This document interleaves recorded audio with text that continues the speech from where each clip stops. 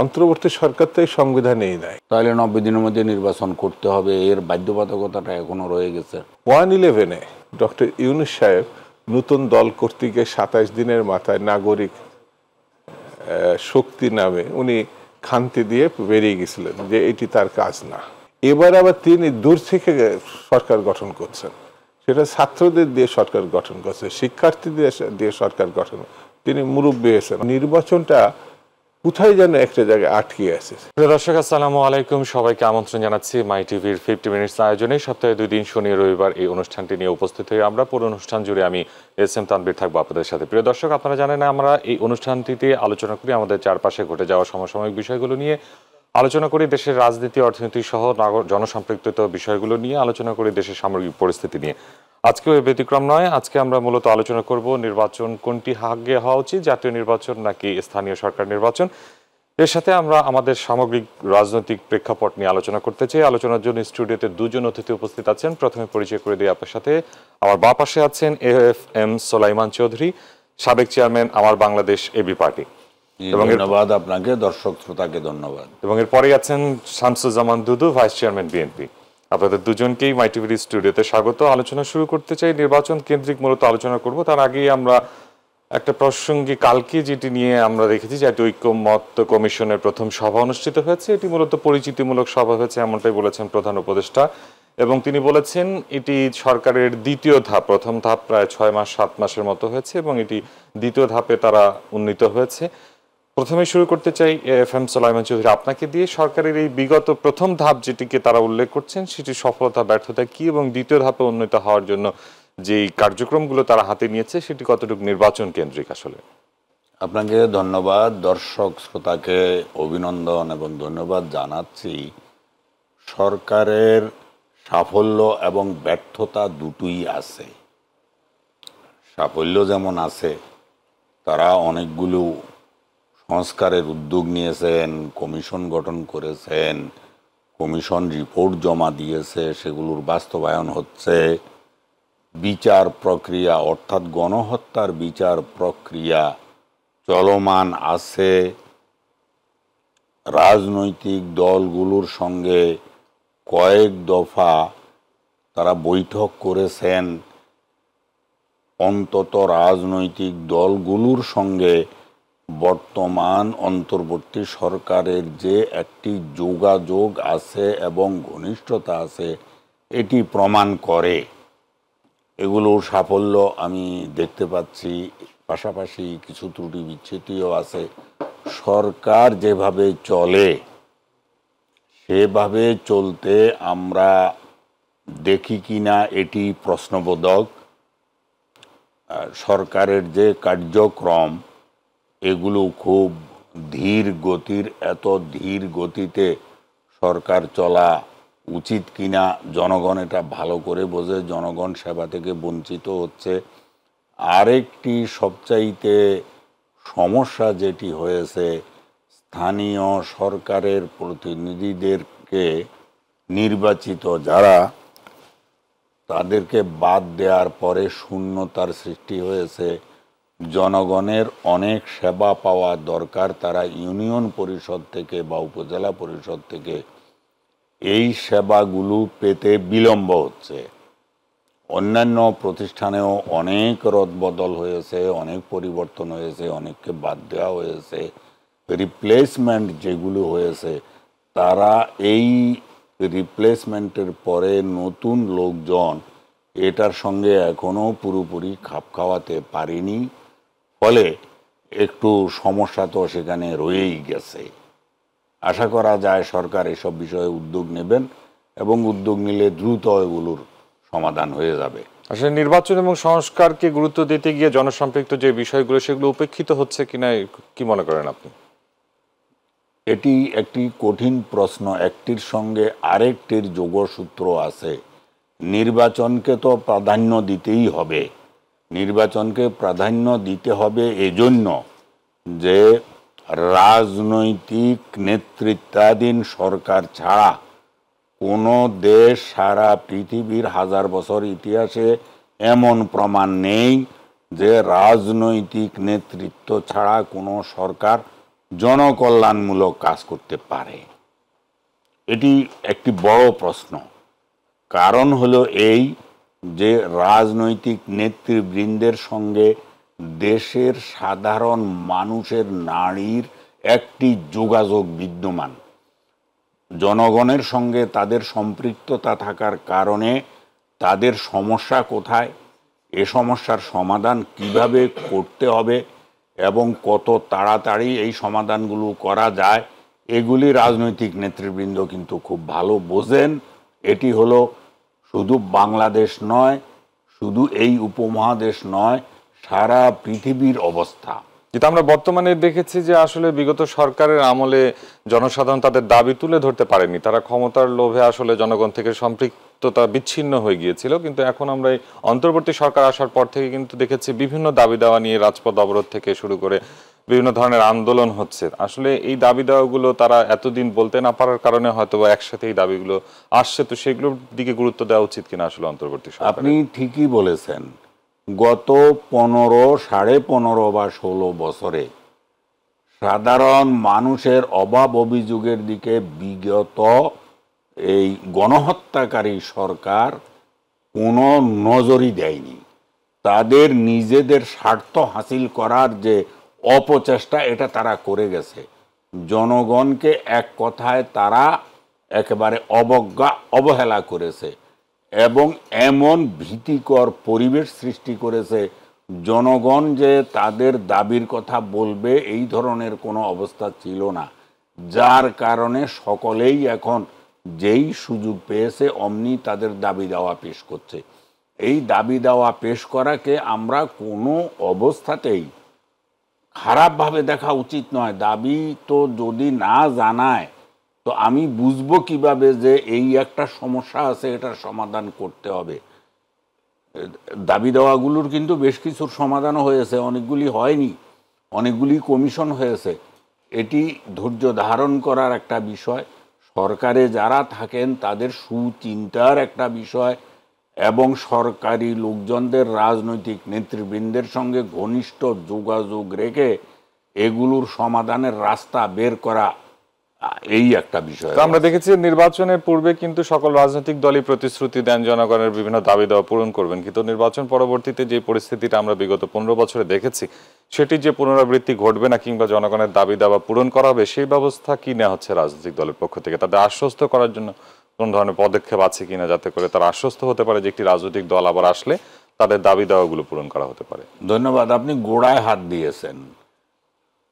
রাজনৈতিক দলগুলো জনগণের কাছে ওয়াদা করে নির্বাচনের সময় আপনাদের জন্য এই করব, কিন্তু নির্বাচিত হওয়ার পর ভুলে যায়। সবাই কিন্তু ভোলে না। এমন রাজনৈতিক দলও এই দেশে আছে, অনেক পপুলার এবং মানুষ তাদের উপরে আস্থা রাখতে পারে। সর্বশেষ রাজনৈতিক নেতৃত্ব ছাড়া সরকার পরিচালনা, জনগণের নারীর সঙ্গে সরকারের সেতু বন্ধনটা, এটা রাজনৈতিক সরকার ছাড়া সম্ভব হয় না। এজন্যই তো আপনি দেখছেন বেশ কিছু সংস্কার হচ্ছে। এই সংস্কারগুলো হলে পরে নতুন যে নির্বাচিত সরকার আসবেন জনগণের ভোটে আসবেন এবং জনগণের কাছে জবাবদিহি করতে বাধ্য হবেন। সেই ব্যবস্থা আশা করি বাস্তবায়িত হবে, হলে আপনার এই দুশ্চিন্তার কোনো কারণ থাকবে না। জি, ধন্যবাদ ফিরবো আপনার কাছে জনাব শামসুজ্জামান দুদু।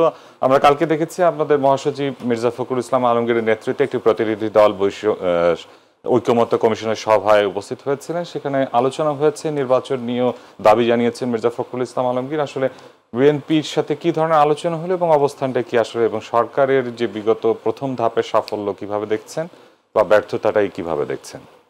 জি, আপনাকে ধন্যবাদ। প্রথম কথা হচ্ছে, কালকে যে মিটিং হয়েছে সেটা আমাদের মহাসচিব ফখরুল ইসলাম সাহেব মিটিংয়ে থেকে বেরিয়ে সাংবাদিকদের প্রশ্ন উত্তরে তিনি স্পষ্ট করে বলেছেন সরকারের সঙ্গে আলোচনার প্রেক্ষিতে তিনি আশ্বস্ত হয়েছেন সামনে জাতীয় সংসদের নির্বাচন দ্রুতই অনুষ্ঠিত হবে। স্থানীয় সরকারের নির্বাচন বিএনপি মনে করে এটা জাতীয় সংসদের নির্বাচনের আগে প্রয়োজন নাই। একটি নির্বাচিত সরকারই পরবর্তী সময়ে শুধু নির্বাচন না, আনুষঙ্গিক যে পদক্ষেপগুলো নেওয়ার দরকার রাষ্ট্র পরিচালনার ক্ষেত্রে একটি নির্বাচিত সরকারই এটা গ্রহণ করবে। 2 নম্বর হচ্ছে এই সরকার ক্ষমতায় অধিষ্ঠিত হওয়াই হচ্ছে সাফল্য। অর্থাৎ এই সরকারের আগের যে সরকার ছিল সেটা একটা ফ্যাসিস্ট সরকার ছিল, গণতন্ত্র বিরোধী সরকার ছিল, লুটেরা সরকার ছিল। প্রায় 16-17 বছর ধরে সীমাহীন নির্যাতনের মুখোমুখি করছে দেশকে। এমন কোনো সেক্টর নাই যে সেক্টরে তারা বিশৃঙ্খলা সৃষ্টি করে নাই। অর্থনীতির ক্ষেত্রে, রাজনীতির ক্ষেত্রে, ব্যবসা বাণিজ্যের ক্ষেত্রে এক ধরনের অচল অবস্থায় বলবো প্রভুত্ব, লুটপাট এগুলো তারা করেছে। দুই হচ্ছে আমাদের পার্শ্ববর্তী যে রাষ্ট্র আছে সেই রাষ্ট্রের কাছে বাংলাদেশকে এক ধরনের উপঢৌকন হিসাবে তারা তুলেই দিছে, এক ধরনের দাসত্বর অবস্থা সৃষ্টি করেছে। সবথেকে বড় ব্যর্থতা হচ্ছে মানে এই সরকারের জন্য গত সরকারে যে বাজার ব্যবস্থা সিন্ডিকেট নিয়ন্ত্রণ করেছে সেই সিন্ডিকেট ভাঙতে না পারা, সেটাকে নিয়ন্ত্রণ করা অথবা বিনাশ না করতে পারা, যে কারণে এখনো পর্যন্ত যে প্রত্যাশাটা ছিল একটা নতুন সরকার এসছে, মানুষের মানে পেটে একটু ভাতের একটা ব্যবস্থা হবে, কাজের একটা ব্যবস্থা হবে, এই দুটোই প্রত্যাশা অনুযায়ী তার ধারে কাছে এই সরকার যেতে পারেনি। এই সরকার আইন শৃঙ্খলা পরিস্থিতি একেবারেই মানে পূর্বের তুলনায় মানে খুব বেশি ভালো কিছু করতে পারে নাই। হয়তো এমন হতে পারে যে পুলিশ সংস্কার হয় নাই, স্বাভাবিক আইন শৃঙ্খলা পরিস্থিতি স্বাভাবিক না। প্রশাসন, আগের প্রশাসন আর এই প্রশাসনের ভিতরে হয়তো 5 to 10% এদিক ওদিক হয়েছে, 90% একই আছে, স্বাভাবিক কিছু হয় নাই। সব থেকে মারাত্মক হচ্ছে যে জিনিসটা একেবারে সেই ক্ষেত্রে সরকার 100 ভাগই ব্যর্থ হয়েছে, সেটা হচ্ছে একটি সরকারের শেষ হলে মেয়াদ যেভাবেই হোক আরেকটি সরকার 90 দিনের মধ্যে আসতে হবে। এটা সাংবিধানিক মানে রীতি বলেন, নিয়ম বলেন, আমাদের সংবিধান তো 100 ভাগে লিখিত, তো সেখানে এই কথাটি উল্লেখ আছে। তো এই উল্লেখ থাকার কারণে এই সরকার 90 দিন পার করে ফেলছে। কিন্তু এই সরকার তো অন্তর্বর্তী সরকার, আমরা যে সরকারের কথা বলছি 90 দিনের নির্বাচনের জন্য যে সরকারের কথা বলা হচ্ছে সেই সরকার তো অন্তর্বর্তী সরকার নয়। অন্তর্বর্তী সরকার তো এই সংবিধানেই নাই, সরকার এটা সরকার একটা শেষ হয়েছে যেটা আমরা গণঅভ্যুত্থানে ফেলে দিছি। এর নজির আবার বাংলাদেশে আমাদের এই দেশেই আছে, এটা পার পাওয়ার কোনো রাস্তা নেই। 90-এর গণঅভ্যুত্থানের পরে জাস্টিস শাহাবুদ্দিন সাহেব ক্ষমতা গ্রহণের 90 দিনের ভিতরে একটি নির্বাচন করে নির্বাচিত সরকারের কাছে ক্ষমতা হস্তান্তর করে তারও একটা পদোন্নতি হয়েছিল, প্রেসিডেন্ট হয়েছিল শর্তাধীনে, এবং তিনি আবার চিফ জাস্টিসের পদে ফিরিয়ে গিয়েছিলেন। এটা প্রথম আমাদের জন্মের প্রথম গণঅভ্যুত্থান না, 90টা প্রথম না, দ্বিতীয়। প্রথমটা হচ্ছে 1970-এর গণঅভ্যুত্থান। সেহেতু এটি আলাদা, ওটি আলাদা, ওটি আলাদা এ ভাবার কোনো কারণ নাই। সব গণঅভ্যুত্থানেই সেই সময়কার সরকার পতন ঘটেছে। সেই ঘটনার পরে নতুন একটি সরকার ক্ষমতা নিয়েছে, সেই ক্ষমতা বলে তারা নির্বাচন অনুষ্ঠিত করেছে। বাংলাদেশের প্রেক্ষাপটে জাস্টিস শাহাবুদ্দিন সাহেব প্রথম। আজকে একটা বই পড়ছিলাম, আপনি পড়তে পারেন, 111-এ 1-11 বলে মহিউদ্দিন সাহেবের একটা বই আছে, সেখানে আমাদের ডক্টর ইউনূস সাহেব নতুন দল কর্তৃক 27 দিনের মাথায় নাগরিক শক্তি নামে উনি খান্তি দিয়ে বেরিয়ে গেছিলেন যে এটি তার কাজ না। তো এখন মানে আবার তিনি এখানে এসছেন রাজনীতির ভিতরে, এবার আবার তিনি দূর থেকে সরকার গঠন করছেন, সেটা ছাত্রদের দিয়ে সরকার গঠন করছে, শিক্ষার্থীদের দিয়ে সরকার গঠন। তিনি মুরব্বী হয়েছেন, হয়তোবা জাসদ যেভাবে আড়াল থেকে সিরাজুল আলম খান গঠন করেছিলেন, উনি আবার ওই রকম ভূমিকা হয়তো নিয়েছেন। তা আমার প্রশ্ন হচ্ছে, এই ছাত্রদের যে নতুন রাজনৈতিক দল এই ফেব্রুয়ারি মাসেই তাদের ঘোষণা দেওয়ার কথা, এই দল তো তারা এই বৈষম্য বিরোধী ছাত্র আন্দোলন এবং নাগরিক কমিটির সমন্বয়ে যারা ছাত্ররা রয়েছেন তাদের রাজনৈতিক দল, তাহলে কি প্রধান উপদেষ্টার হিসাবে আপনি যেহেতু সাংবাদিক মানুষ, তিনি বিদেশি একটা পত্রিকার সঙ্গে এই কথাগুলো খোলামেলাভাবে আলোচনা করছেন যে তাদের আকাঙ্ক্ষা আছে, তাদের স্বপ্ন আছে, আমি মনে করি তাদের এগিয়ে যাওয়া। তিনি যদি নীরব থাকতেন সিরাজুল আলম খানের মতো, তাহলেও বুঝতাম তিনি এর সঙ্গে নাই। তিনি খোলাখুলি বলেছেন তিনি মনে করেন এরা যেতে পারে না। তো তিনি সব রাজনৈতিক দলের সমর্থিত সরকার প্রধান, একটা দলের না, তো একটা ভাবনা না, একটা স্বপ্নের না, এটা যদি আমি বুঝিয়ে থাকতে পারি আপনার। তিনি সকল রাজনৈতিক দলের স্বপ্নদ্রষ্টা। তিনি হঠাৎ করে নতুন একটা জন্ম দিয়েছেন। এই জায়গাটা খটকা লাগছে, 90 দিনটাকে বাড়ছে কেন? তার মানে এই শিশু একটু বড় হবে, কিশোর হবে, যৌবনপ্রাপ্ত হবে, তারপরে কি ইলেকশন করবেন তিনি? এটা আমার কাছে ব্যক্তিগত, এটা আমার দলের চিন্তা না। আমি রাষ্ট্রবিজ্ঞানের ছাত্র, তো 50 বছর ধরে ছাত্র রাজনীতি করতে করতে আসছি। আমি যা দেখছি সেইগুলো দেখার প্রেক্ষিতে মনে হচ্ছে যে নির্বাচন সবকিছুই পরিষ্কার হলো, নির্বাচনটা কোথায় যেন একটা জায়গায় আটকে আছে। তিনি প্রথমে এই সর্বশেষ বলেছিলেন, মানে এই কয়দিন আগে, যে এই মাসের মধ্যেই, মানে ডিসেম্বরের মধ্যেই হবে, এই বছরের ডিসেম্বরের মধ্যে হবে। তার আগে বলেছিলেন 26-এর প্রথম দিকে হতে পারে। তারপরে আবার তার সচিব, তথ্য সচিব বলেছেন জুনও লেগে যেতে পারে। তিনি 2 দিন আগে বলেছেন এই যে মানে বৈষম্য বিরোধী যে আন্দোলনের মানে কি বলে জুলাইয়ের ঘোষণার পত্রের উপরে নির্ভর করবে। আবার ফ্যাসাদ বাঁধছে, যেটি ছাত্ররা দিয়ে দিলে পারত সেটা দিতে দেয়নি উনিও আবার নিজের দেন নাই। এখন জুলাইয়ের ঘোষণা যদি আপনার 10 বছর পরে হয়, তাহলে কি 10 বছর পরে আমাদের ইলেকশন হবে কিনা? জি, ধন্যবাদ। ফিরবো আপনার কাছে। জনাব সুলাইমান চৌধুরী, আসলে এই নির্বাচনের যে দিনক্ষণ নিয়ে কোনো স্পষ্ট কথাবার্তাও নেই এবং রাজনৈতিক দলগুলো আসলে নির্বাচন চাচ্ছে যৌক্তিক সময়, যৌক্তিক সংস্কার। আসলে নির্বাচন বিষয়টা যেভাবে আমরা জানতে পারছি, নির্বাচন কমিশনও বলেছে ডিসেম্বরের জন্য তারা প্রস্তুতি নিচ্ছে, প্রধান উপদেষ্টাও বলেছেন ডিসেম্বরকে টার্গেট করে কাজ চলছে। আসলে আপনারা রাজনৈতিক দলগুলো এটা নিয়ে মত পার্থক্য আমরা দেখছি, এর পিছনে কারণটা কি? আসলে নির্বাচন ডিসেম্বরে হলেই কি ধরনের সমস্যা বা সুবিধা, বা এর পরে বা আগে হলে কি সুবিধা অসুবিধা? একটু পেছন থেকে শুরু করি। আমার শ্রদ্ধাভাজন শামসুজ্জামান দুদু ভাই যে একটা ইঙ্গিত দিয়েছেন, অর্থাৎ তিনি যে বর্তমানে সংবিধান আছে সেটির কথা যে উল্লেখ করেছেন 90 দিনের মধ্যে নির্বাচন করতে হবে, এই তত্ত্বাবধায়ক সরকার আর অন্তর্বর্তীকালীন সরকারের মধ্যে মূলত কোনো তফাৎ নেই। আমাদের দেশে বাংলাদেশেই 3টি উদাহরণ তৈরি হয়েছে এ পর্যন্ত, কিন্তু সংবিধান পরিবর্তন হয় নাই 90 দিনের মধ্যে নির্বাচনের বিষয়ে। সেদিকে নজর রাখতে হবে। বর্তমান সরকার এই সংবিধান তো বাতিল অথবা 90 দিনের মধ্যে নির্বাচনের যে অধ্যায়টি আছে এটা স্থগিত করা, তার কোনোটা করেনি। তাহলে 90 দিনের মধ্যে নির্বাচন করতে হবে, এর বাধ্যবাধকতাটা এখনো রয়ে গেছে। এখন আসুন সংস্কারের কথা।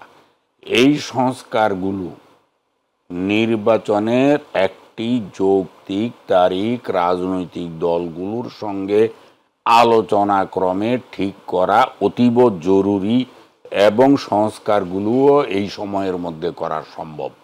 কিছু কিছু সংস্কার আছে লম্বা সময় লাগবে সংস্কারগুলো বাস্তবায়ন করতে, কিন্তু সংস্কারের সিদ্ধান্ত তো হয়ে, প্রস্তাবনাগুলো আসলে সব রাজনৈতিক দলের সাথে মিলে প্রস্তাবনাটা ঠিক করে সিদ্ধান্ত তো হয়ে যেতে পারে, সেটার জন্য তো বিলম্ব করা উচিত নয়। আরেকটি কথা শামসুজ্জামান দুদু ভাই যেটি উল্লেখ করেছেন সেটিও আমি উল্লেখ করতে চাই, যে সরকার প্রধান অর্থাৎ ডক্টর ইউনূস সাহেব যে ইঙ্গিত দিয়েছেন যে ছাত্ররা যা করছে তিনি মনে করেন যে হ্যাঁ তাদের এটা করা উচিত, এই ধরনের কথা রাজনীতিতে সন্দেহের সৃষ্টি করে, দানা বাঁধে এবং রাজনৈতিক দলগুলোর সঙ্গে সরকারের সঙ্গে বোঝাপড়ায় ভাটার সৃষ্টি করে। সতর্ক থাকতে হবে। আমি মনে করি, এটা আমার নিজের মত হলো যে ডিসেম্বরের মধ্যে অবশ্যই নির্বাচন হয়ে যাওয়া উচিত। সংস্কারগুলো হয়ে যাবে যদি করতে চান। আর কে কোন রাজনৈতিক দল কখন গঠন করলো, করতে পারলো কি না, আর রাজনৈতিক দল গঠন করা যে কত কঠিন কাজ আমার কাছে মনে হয়েছে পৃথিবীর সবচাইতে কঠিন কাজগুলোর মধ্যে অন্যতম একটি কাজ হলো রাজনৈতিক দল গঠন করা। কারণ এর সঙ্গে মানুষের যোগাযোগ থাকে, আর মানুষের মন বুঝা এত কঠিন যে এটা আর ভাষায় প্রকাশ করা যায় না। অতএব ডিসেম্বরের মধ্যে সমঝোতা করে নির্বাচনটা হয়ে যাওয়া উচিত। আসলে নির্বাচন কোনটি আগে হওয়া উচিত, জাতীয় নির্বাচন নাকি স্থানীয় সরকার নির্বাচন? আপনার মতামত কি? সব নির্বাচনই গুরুত্বপূর্ণ স্ব অবস্থান থেকে। তবে সরকার পরিচালনার ক্ষেত্রে, দেশ পরিচালনার ক্ষেত্রে জবাবদিহিতার প্রশ্নে জাতীয় নির্বাচনটা জরুরি।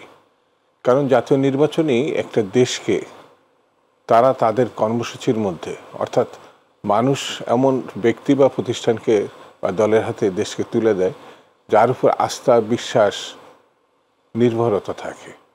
যেমন একজন সংসদ সদস্য, মাননীয় সংসদ সদস্য তার এলাকায় যেসব প্রতিশ্রুতি দিয়ে সাধারণত নির্বাচিত হয়, সে যদি সেইগুলোর দিকে নজর না দেয় তাহলে তাকে কিন্তু একসময় জনগণের মুখোমুখি হতেই হয়।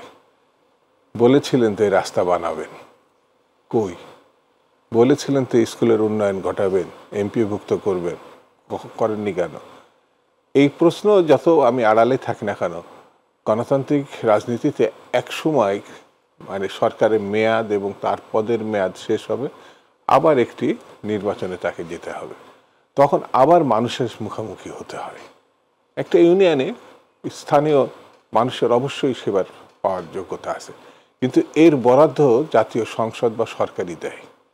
যদি সেই বরাদ্দটা সে দিতে না পারে, যেমন এখন বাজার চালাতে পারছে না বর্তমান সরকার, আমাদের প্রত্যাশা ছিল ডক্টর মোহাম্মদ ইউনূসের কাছে দেশের মানুষের সারা বিশ্ব তাকে চিনে, তিনি আশ্বস্ত করেছিলেন যে বিদেশে যেসব টাকা আমাদের বাংলাদেশের টাকা কত সরকার প্রধান বা তার পরিবার বা তাদের দলের লোকরা নিয়ে পাচার করছে সেগুলো ফেরত আসবে। এই ধরনের একটা আশ্বাসও ছিল এবং আমাদের বিশ্বাস যে যেহেতু সারা বিশ্বব্যাপী তার নেটওয়ার্ক আছে, পরিচিতি আছে, শোনা হয়তো বা এটা পাওয়া যাবে। কিন্তু 6 মাস বয়ে গেল, 1 টাকা ফেরত আসেনি। ও ব্যাপারে কেউ কথাবার্তাও বলছে না। চিঠি দেওয়া হয়েছে, এরকম বিভিন্ন রকম সংবাদ আমরা একটা চিঠি দেওয়া হয়েছে। তো প্রেম যারা করে সাধারণত একটা চিঠি দিয়ে অনেক সময় প্রেমিককে একটু মুখ বন্ধ রাখে। তো ওই রকম চিঠি যদি আমাদের সরকার দিয়ে থাকে তাহলে আমার বলার কিছু নাই।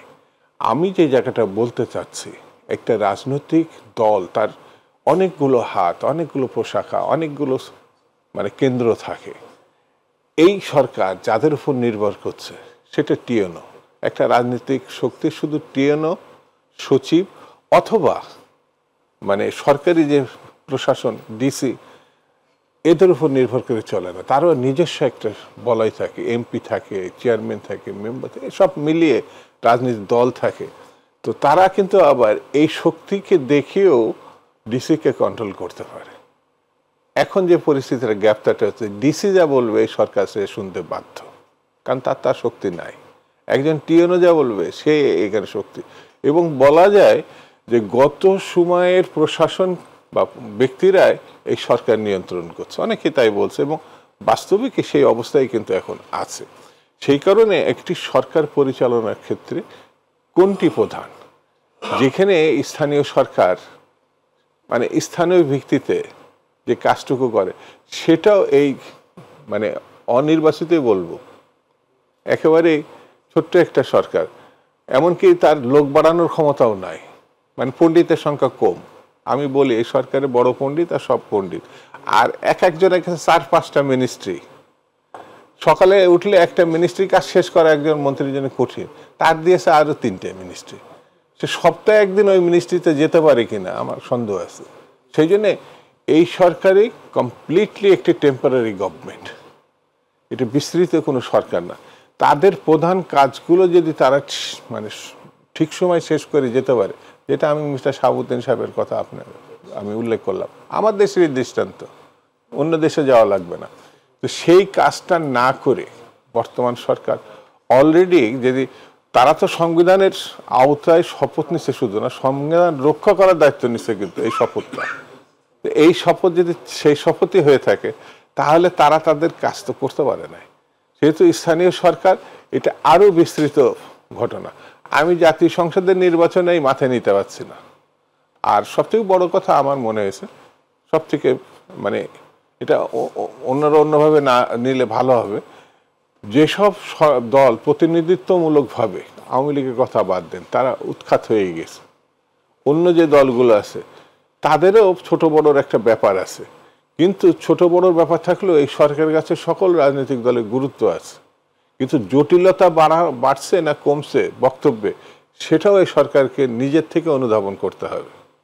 যদি আমি মনে করি যে আমি এটা লং টার্মে যাব, তাহলে আমি সুকৌশলে এমন কোনো বিতর্ক তৈরি করে দিতে পারি যে স্থানীয় সরকারের না, ইউনিভার্সিটিগুলো ছাত্ররা এই সরকারের মূল চাবিকাঠি, তাহলে ইউনিভার্সিটির ইউনিয়নগুলোর আগে নির্বাচন হওয়া উচিত।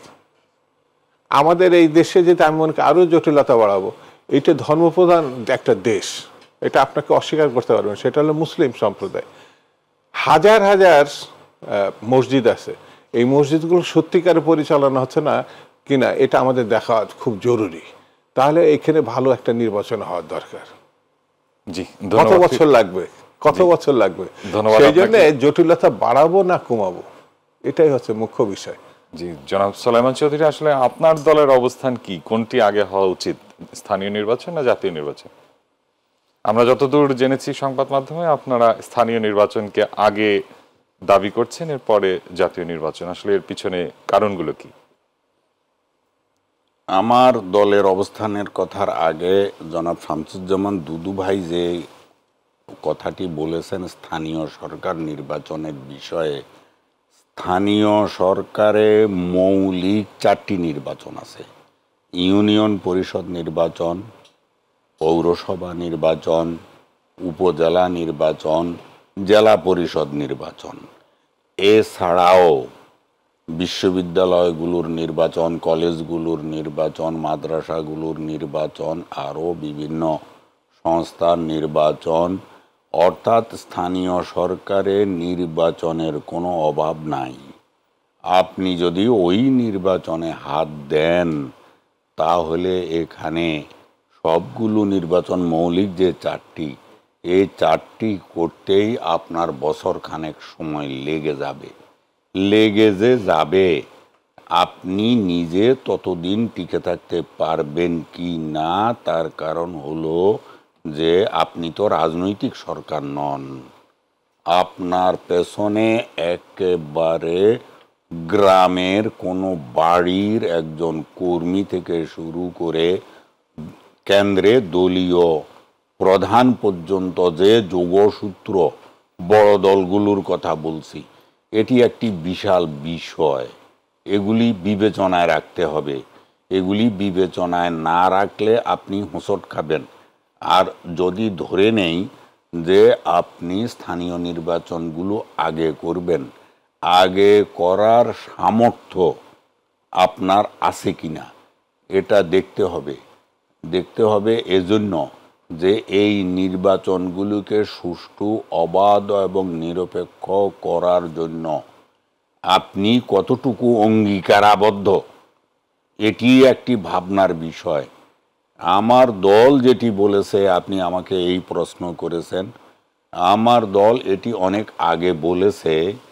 তো ততদিনে যদি হতো শুরুটা, তাহলে এতদিনে স্থানীয় সরকারের অর্ধেক নির্বাচন হয়ে যেত, বাকিটা অক্টোবর নভেম্বরের মধ্যে শেষ হয়ে যেতে পারত। তাহলে কি আপনারা সেই অবস্থান থেকে পিছিয়ে এসেছেন? এটা হয়তো চিন্তা ভাবনা আছে, এটা এখনই বলা যাবে না, কারণ আমার দলের কোনো সিদ্ধান্ত না হওয়া পর্যন্ত এই বিষয়ে তো আমি কোনো কথা বলতে পারছি না, বলা উচিত নয়।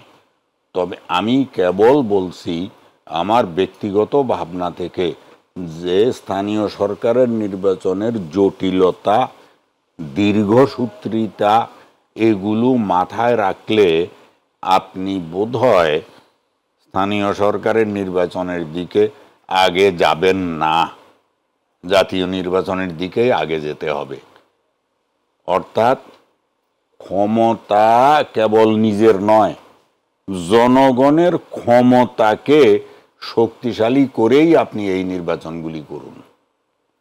জি, ধন্যবাদ জনাব শামসুজ্জামান দুদু। আসলে স্থানীয় সরকার নির্বাচন যদি আগে দেওয়া হয় তাহলে কি ধরনের শঙ্কা করছেন আপনারা, কিংবা জাতীয় নির্বাচন আগে হলে কি সুবিধা হতে পারে স্থানীয় সরকার নির্বাচনের ক্ষেত্রে?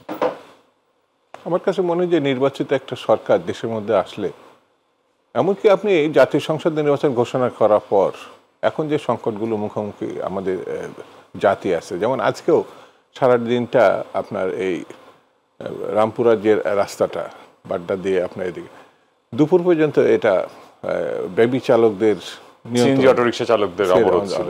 তাদের বেশ কিছু দাবি দাবা তারা উত্থাপন করেছে।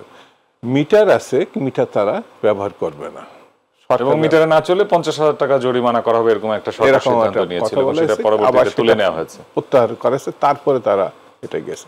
শিক্ষকরা শিক্ষকদের দাবি, আমি কিন্তু দাবি উত্থাপনের ক্ষেত্রে আমি কিছু মন্তব্য করছি না। অর্থাৎ গত 16-17 বছরের ভিতরে নানামুখী ঘটনা থাকলেও সেই কথা বলার, দাবি তো পরে রাস্তায় গিয়ে আন্দোলন বা ইয়ে করা, বলারই সুযোগ ছিল না। এখন হয়তো বলছে।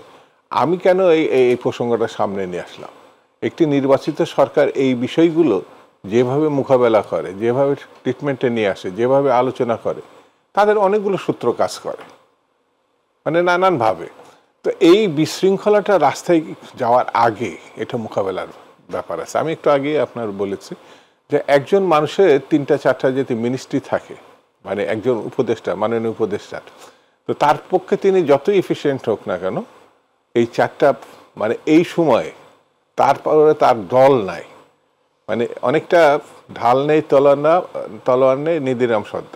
আপনি যেভাবে মানে যদি কোনো কারণে প্রশাসন অসহযোগিতা করে, কোনো কারণে পুলিশ অসহযোগিতা করে, তাহলে তার করার কিছু নাই। তো সেই বিবেচনায় যদি আপনি একটি সরকার আনতে পারেন, এবং সেই সরকার, যেমন আপনি মানে খোলামেলায় বলি, শেখ মুজিবুর রহমান সাহেব মানে মুক্তিযুদ্ধের পরপরই উনি ক্ষমতায় নিয়েছিলেন, এবং ক্ষমতায় নেওয়ার পর 3.5 বছরের ভিতরে আমরা যে পরিস্থিতি দেখেছি, রক্ষী বাহিনী হাজার হাজার বিরোধী দলের নেতাকর্মীকে হত্যা করা, একটা দুর্ভিক্ষ সৃষ্টির মধ্য দিয়ে লক্ষ লক্ষ মানুষ মরে যাওয়া, সর্বশেষ তিনি একটা দল করলেন, সব কিছু বন্ধ করে দিলেন, তা সব ব্যান্ড করে দিলেন, পত্রিকা, তার নিজের দল সব।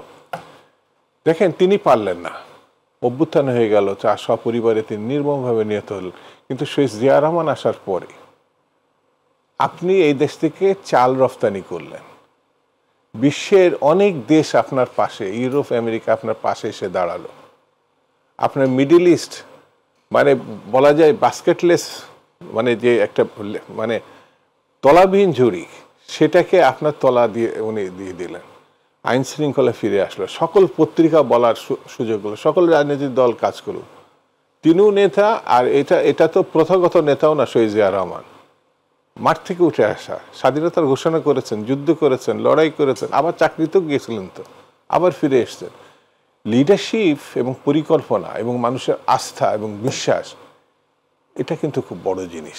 সেই জিনিসটি ওই একই সময় দেখেন না, বেগম খালেদা জিয়া একেবারেই একটা মানে পারিবারিক জীবনে উনি ছিলেন। শহীদ জিয়া রহমান শহীদ হওয়ার পরেই তিনি কিন্তু বেরিয়ে আসলেন, বিএনপির হাল ধরলেন, দীর্ঘ 9.5 বছর তিনি লড়াই করলেন, সামরিক স্বৈরাচারকে বিদায় করলেন। তাকে কেউ অ্যাকসেপ্ট করতে পারেনি। এমনকি আওয়ামী লীগের শেখ হাসিনা নির্বাচনের আগে বিমানবন্দরে এক প্রশ্নের সাংবাদিকের প্রশ্ন জবাবে বলেছেন, খুব বেশি হলে খালেদা জিয়া 10টা সিট পাবে। 91 সালে সেই খালেদা জিয়ায় একটা অভূতপূর্ব ইতিহাস তৈরি করলেন। সে জিতলেন না, তিনি যে সত্যিকার একজন নেত্রী, তিনি যে আপসীন নেত্রী, তিনি যে মর্যাদাশীল নেত্রী, এটা কিন্তু তিনি জনতার কাছ থেকে উপহার পেলেন। এই স্বীকৃতি কিন্তু মানুষই তার দিল। সেই জন্য আপনি নির্বাচনে যাওয়ার প্রেক্ষিতে শুধু নির্বাচন না, তো যেমন আগামী সময়গুলোতে যদি আপনি নির্বাচন করেন, আপনি হয়তো যা ভাবতে পারছেন না, যে ছেলেটির কথা আমি ভাবছি না, সেই ছেলেটার সামনে আসতে পারে, সেই দলটিও সামনে আসতে পারে। আমি তো সেই সুযোগটাই দিচ্ছি না মানুষকে, সেই ভোটাধিকার যেটা 16 বছর ধরে ভোটাধিকার, যার বয়স এখন 35, সে কিন্তু এখনো পর্যন্ত ভোট কেন্দ্রে গিয়ে তার পছন্দের ব্যক্তিকে এবং দলকে ভোট দিতে পারেনি। আমি বিএনপি, আমি প্রত্যাশা করি আমার দল জিতবে, আমার মানুষরা জিতবে, কিন্তু আমি তো সেটি এখনো সুযোগই দিলাম না মানুষকে। এই যে আপনার তরুণদের যে ভোটার, 4 কোটি ভোটার কিন্তু তরুণ। সেই জন্য আমার কাছে মনে হয়েছে জাতীয় নির্বাচন এই জন্য দরকার যে বাংলাদেশটাকে পুনর্গঠন শুধু না, সকল ক্ষেত্রে আপনাকে পরীক্ষিত নেতৃত্ব সামনে নিয়ে আসতে হবে, এবং সেই পরীক্ষিত নেতৃত্ব একমাত্র পারে এই দেশের জনগণ নির্বাচন করতে। আমি তো সেই জনগণকে সুযোগই দিতে চাচ্ছি না। আমি যে কোনো মানে ওসিলাই বলবো, এটা আমি করতে চাচ্ছেন। একই সঙ্গে আপনি আসেন না অন্যান্য ক্ষেত্রে স্থানীয় সরকার নির্বাচন, কে বলেছে হবে না? আপনি আগে পরে মানে ওই সরকারও তো স্থানীয় সরকার করবেন, এটা কে বলছে? মানে যারা নির্বাচিত হবে সেই সরকারের মুখ্য দায়িত্বই কিন্তু এটা চলে আসবে। সেই জন্য এই সরকার না করলে, এই সরকার তো ভাই বাজারই নিয়ন্ত্রণ করতে পারেনি, এই সরকার তো ভাই আপনার কি বলে আইন শৃঙ্খলা নিয়ন্ত্রণ করতে পারেনি, এই সরকার তো বিশ্ববিদ্যালয়ের স্বাভাবিক অবস্থা এখনো পর্যন্ত যারা আন্দোলন করছে তাদেরকে ফিরিয়ে যেতে পারছে।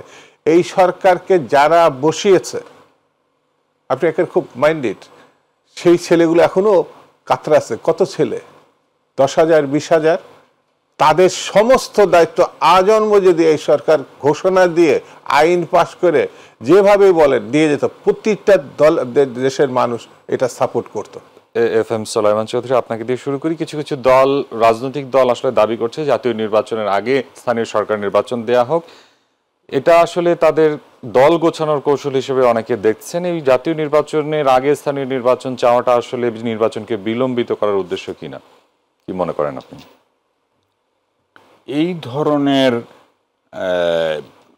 তহমত অর্থাৎ অভিযোগ লাগানোটা ঠিক হবে না, বিলম্বিত চিন্তা করেন কিনা। ওনারা মনে করছেন যে স্থানীয় সরকার নির্বাচন আগে হলে দেশের জন্য কল্যাণকর, আমি এভাবে নিতে চাই। তারা আসলে তাদের দল গোছানোর জন্য একটি সময়ের প্রয়োজন, তারা সময়ও চাচ্ছেন, এরকম অনেকটা দল গোছানোর বিষয়টি এমন যে আমি একটু আগে আলোচনায় ইঙ্গিত দিয়েছিলাম, বলেছিলামও যে পৃথিবীতে সবচাইতে কঠিন কাজগুলোর অন্যতম হলো রাজনীতি করা, মানে পলিটিক্যাল লিডারশিপ, রাজনৈতিক নেতৃত্ব, এবং এটি ধীরে ধীরে অগ্রসর হয়, তাড়াহুড়া করে অগ্রসর হয় না। আমাদের দেশে তাড়াহুড়া করে অনেক দল গঠিত হয়েছে, আপনি জানেন, ইতিহাস জানে, সেই দলগুলো এখন আর নেই। তো যারা তাড়াহুড়া করতে চায় তাদের অবস্থাটাও এমন হবে। দল তৈরি করতে হয় তৃণমূল থেকে, মানুষের বাড়ি বাড়ি ঘরে ঘরে গিয়ে বুঝিয়ে দলের সদস্য করা লাগে, ইউনিয়ন পর্যায়ে কমিটি করা লাগে, উপজেলা পর্যায়ে কমিটি করা লাগে, জেলা পর্যায়ে কমিটি করা লাগে, কেন্দ্রে নেতৃত্ব দেয়, আস্তে আস্তে এই দল প্রতিষ্ঠিত হয়। তা যদি না হয় তাহলে এই ধরনের দলকে বলা হয় কিংস পার্টি। এমন এই যে আমাদের দেশের কিছু রাজনৈতিক দল আছে, তো আমি কারো নাম বলবো না, বহুদিন আগে অর্থাৎ 20, 25, 30 বছর হয়ে গেছে, সেই দলগুলিও চায় যে স্থানীয় সরকার নির্বাচন আগে হোক, তারা দল গোছাবে। তো এত বছর পরেও তারা দল গোছাতে পারেনি। এই ধরনের চিন্তা থেকে আমি আশা করব যে তারা বেরিয়ে আসবে। দেশের কল্যাণ কোনটাতে? যদি রাজনৈতিক নেতৃত্ব না থাকে, অর্থাৎ সরকারের রাজনৈতিক নেতৃত্ব যদি না থাকে, তাহলে দেশ পরিচালনা করা যে কত কঠিন। আমার মনে হয় ডক্টর ইউনূস সাহেব হাড়ে হাড়ে এটি টের পাচ্ছেন, অন্যরাও টের পাবেন, এবং দ্রুত জাতীয় নির্বাচন হওয়াটাই কল্যাণকর ওই ছোট ছোট দলগুলোর জন্য, বড় দলগুলোর জন্য, বর্তমান সরকারে যারা আছেন তাদের জন্য, তাদের পার্টি গুছানোর জন্য। এই যখন নির্বাচন আসবে তখন তো তারা পার্টি গুছানোর আরও বেশি সুযোগ পাবেন, জনগণের কাছে আরও বেশি যেতে পারবেন।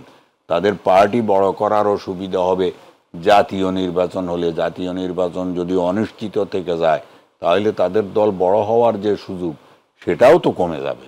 ধন্যবাদ। জি, ধন্যবাদ আপনাকে জনাব শামসুজ্জামান দুদু। আমরা দেখেছি যে সাম্প্রতিক সময়ে বিএনপি নেতাদের কিছু বক্তব্যের বিরোধিতা করে জামাতে ইসলামের নেতারা কিছু বক্তব্য দিচ্ছেন। আসলে জামাত এবং বিএনপির মধ্যে কোনো ধরনের বিরোধের সৃষ্টি হচ্ছে কিনা? আসলে আপনাকে স্পষ্ট করে একটা কথা বলি,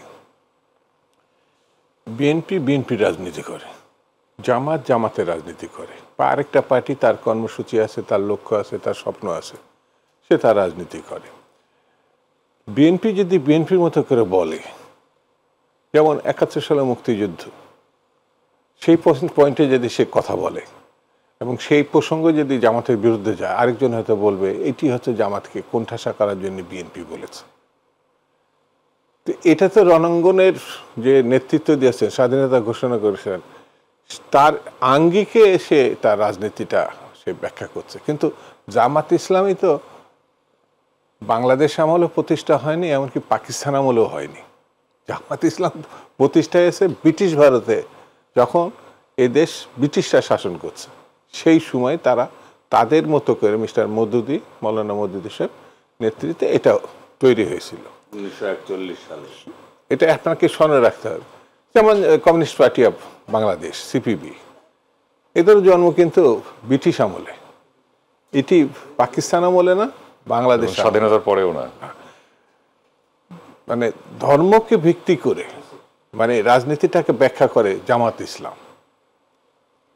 তাদের ব্রিটিশ ভারতে পাকিস্তান আন্দোলনে কি ভূমিকা ছিল, বা পাকিস্তানে তাদের কি ভূমিকা ছিল, মুক্তিযুদ্ধের সময় কি ভূমিকা ছিল, সেটা আলোচনা হতে পারে, সিপিবি নিয়েও আলোচনা হতে পারে।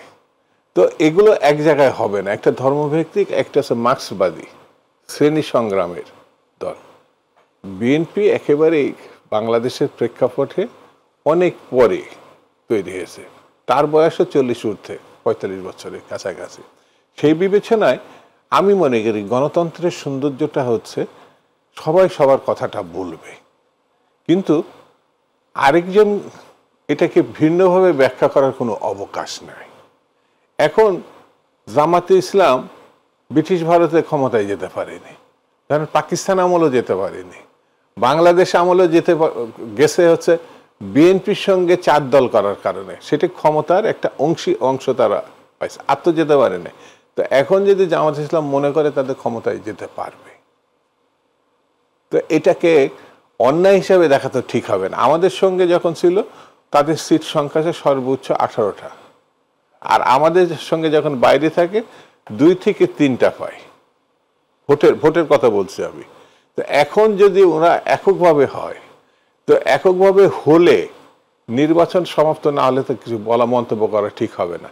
কিন্তু আমার বিবেচনায়, আমার কাছে যেটা মনে হয়, নির্বাচন যদি যতই জনপ্রিয় হয়, যে কোনো দল, এই যেমন তরুণ বিপ্লবীরা যারা দল করবে বলে দাবি করছে, তারা এত জনপ্রিয় যদি হয়, তাহলে নির্বাচনকে তারা ভয় পাবে কেন?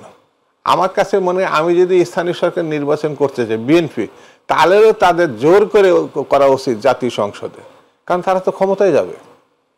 কিন্তু তারা যখন মূল ঘটনা স্থানীয় সরকারে যাচ্ছে, তার মানে সরকারে যেতে চাচ্ছে না, তারা এখন ওই নির্বাচনটা করতে চাচ্ছে না, তাহলে সামথিং রং। এটা আমার কাছে মনে হয়। বাংলাদেশে একটা মাত্র পার্টি, দেখেন মানে বিপরীতমুখী ভূমিকাটা কেমন, একটা মানে যেটা জামাত ইসলাম। এছাড়া যারা কিন্তু জাতীয় সংসদে ইলেকশনের কথা বলছে না, স্থানীয় সরকারি, তারা আবার জাতীয় সংসদে প্রতিটা জায়গায় প্রার্থী ঘোষণা করছে। তাদের কিন্তু বলা হচ্ছে যে স্বৈরাচারী সরকারের লোকজন এখনো প্রশাসন থেকে শুরু করে সব জায়গায় আছে, কিন্তু এই মুহূর্তে যদি আসলে আগে স্থানীয় সরকার নির্বাচন করা না, আমার আবার আপনি তো আবার ভেজাল বাঁধিয়ে ফেললেন। আমি বললাম যে জাতীয় সংসদের প্রার্থী সে ঘোষণা করছে, তাহলে পরে আপনার স্থানীয় সরকারের যদি চেয়ারম্যানের প্রার্থী ঘোষণা করতো তাহলেও বুঝতে পারতাম, মেম্বারদের প্রার্থী ঘোষণা করতে তাও বুঝতাম যে ওই নির্বাচনটা সে চাচ্ছে। ও তো চাচ্ছে জাতীয় সংসদের নির্বাচন, কারণ সেখানে বিএনপি প্রার্থী ঘোষণা করেনি, এবি পার্টিও করে নাই, কমিউনিস্ট পার্টিও করে না। একটা পার্টির নাম বলেন যারা প্রার্থী ঘোষণা করছে, সেটি হচ্ছে জামাত ইসলাম। সে চেয়ারম্যানের প্রার্থী ঘোষণা করেনি তো, কিছু কিছু জায়গায় তারা এরকম কমিশনার প্রার্থী ঘোষণা করেছে, সেটা হচ্ছে জাতীয় সংসদের, আর কোনো জায়গায় করেনি। সেই জন্য আমি তাদেরকে সমালোচনা করছে না। জামাত জামাতের মতো রাজনীতি করবে, জামাত মনে করছে এটা তার করা উচিত, সেটা করবে। বিএনপি রাজনীতি করবে। আমার বিবেচনায় হচ্ছে বাংলাদেশ এখন যে কোনো সময় থেকে সংকটজনক অবস্থায় আছে, কি অর্থনীতি, কি রাজনৈতিক, কি কূটনীতিতে। এই যে যেমন পার্শ্ববর্তী দেশ দেখেন, তারা তাদের দেশের কথা থেকে বেশি ভাবছে আমার দেশের কথা। আমার লুটেরা যে একটা সর্বস্ব নিয়ে গেছে, আমার গণহত্যা করেছে, যে ঘৃণ্য, যে সারা বিশ্বে এখন হত্যাকারী হিসেবে চিনে, তাকে কোলের মধ্যে আশ্রয় দিয়ে তারা চুপ করে বসে এসে। শুধু যে মিস্টার মোদি দিছে তা না, বিজেপি দিছে তা না, সকল দল, কংগ্রেস টংগ্রেস মিলে সর্বদলীয়ভাবে তারা খুনের পক্ষ নিছে। তারা বাংলাদেশের স্বাধীনতা এবং গণতন্ত্রের বিপক্ষে অবস্থানকারী, তার পক্ষ নিছে।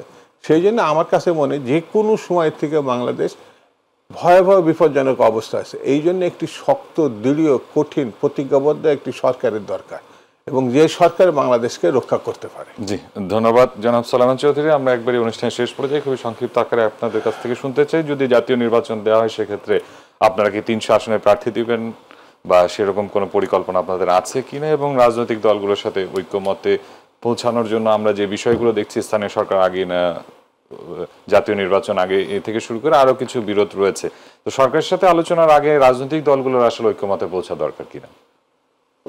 রাজনৈতিক দলগুলোর ঐক্যমতে পৌঁছা দরকার রাজনীতির ক্ষেত্রে। নির্বাচনের ক্ষেত্রটি আলাদা, সেটি প্রত্যেকটি দল নিজস্ব রাজনৈতিক শক্তি কোথায় কি পরিমাণ আছে সেটি দিয়ে তারা বিবেচনা করে এবং তারা প্রার্থী বাছাই করে। আমার দলের কথা বলি, আমার দল প্রার্থী যাচাই বাছাই করছে। আমরা ঘোষণা দিয়েছি যে আমরা 300 আসনে প্রার্থী দেওয়ার চেষ্টা করব, এইটুকু।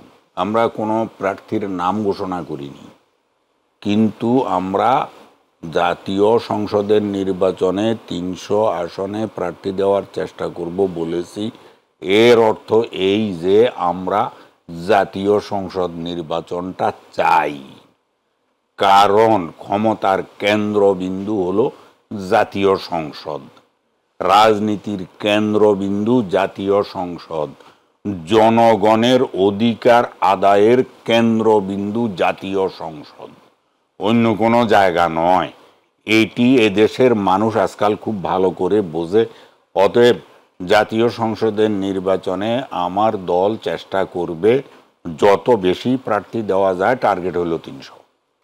জি, ধন্যবাদ আপনাদের দুজনকে, অসংখ্য ধন্যবাদ। আমরা অনুষ্ঠানে একবারই শেষ পর্যায়ে আলোচনা ছিল নির্বাচনে কোনটি আগে আসলে, যে স্থানীয় সরকার না জাতীয় নির্বাচন। তবে আপনাদের দু দলের পক্ষ থেকে আমরা যতটুকু জানতে পেরেছি আসলে জাতীয় নির্বাচনকেই আপনারা প্রাধান্য দিচ্ছেন।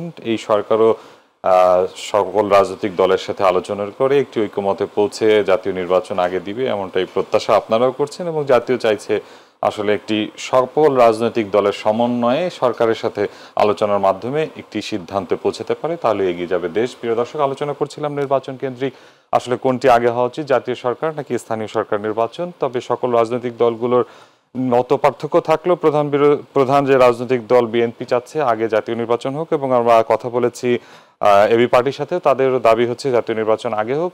অন্তর্বর্তী সরকার সকল রাজনৈতিক দলের সাথে আলোচনা করে একটি সিদ্ধান্তে পৌঁছাবে, এমনটি প্রত্যাশা করছি। শেষ করছি আজকের অনুষ্ঠান। এতক্ষণ সঙ্গে থাকার ধন্যবাদ। শুভরাত্রি।